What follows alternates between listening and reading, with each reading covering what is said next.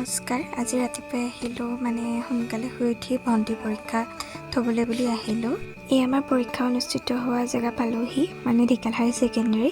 আৰু ইয়াৰ আমি অলপ সময় ৰোৱাৰ পিছত সকলো ছাত্ৰ ছাত্ৰী ভিতৰলৈ সোমাবলৈ দিয়া হ'ল আৰু ভালদৰে চেকিং কৰিছে আৰু ভণ্টিয়ে ক'ত পঢ়িলে বা সেইখিনি ক'বলৈ বুলি আহিলে। তাৰপিছত ভণ্টি পৰীক্ষা অনুষ্ঠিত হোৱাৰ অলপ পাছত আমি চাহ খাবলৈ আহিলোঁ আৰু চাহৰ লগত আজি বহুত দিনৰ পাছত খোৱা চিংৰা আছিলে আৰু চিংৰাৰ লগত এনেকৈ ৰসগোল্লাৰ ৰস এনেকৈ খালোঁ আৰু 11:15 হ'ল আৰু সময়খিনি কেনেকৈ পাৰ হ'ল গমকে নাপালোঁ। আৰু এয়া ভণ্টিহঁত পৰীক্ষা হলৰ পৰা 12টা বজাত ওলাই আহিলে আৰু 15 মিনিটমান তাত ৰ'বলৈ দিলে।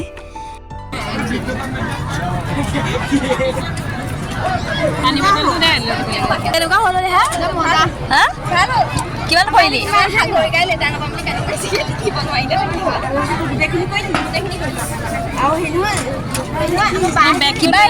সেইখিনি তই লৈ এবাৰ এলি নে পাৰিবি MCQ খিনি কেনেকুৱা আহিছে? MCQ খিনি ভাল আহিছে।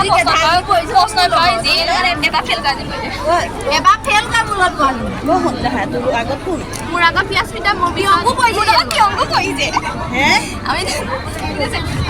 আমি লাগে আকৌ হয় না দেখাই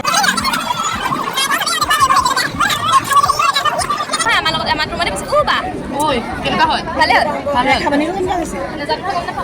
কিছুমান পাছত এজন ছাত্ৰ ছাত্ৰী ওলাই আহিলে আৰু আমাৰ ভণ্টিহঁতো তেনেকৈ লাহে লাহে ওলাই আহিলে। সিহঁতে যিমান নাৰ্ভাছ আছিল আৰু এতিয়া নহয় বাৰু, সকলো হাঁহি মুখে আহিছে। গম পাইছোঁ যে পৰীক্ষা ভালেই হৈছে, পেপাৰো ভাল আহিছে। এয়া ঘৰৰ মানুহখিনি ফোন কৰিলে ভণ্টিয়ে কথা পাতিলে। আমাৰ ভণ্টিক আশীৰ্বাদ কৰিব যাতে বাকীকেইটা পৰীক্ষাও ভাল হয়। ধন্যবাদ।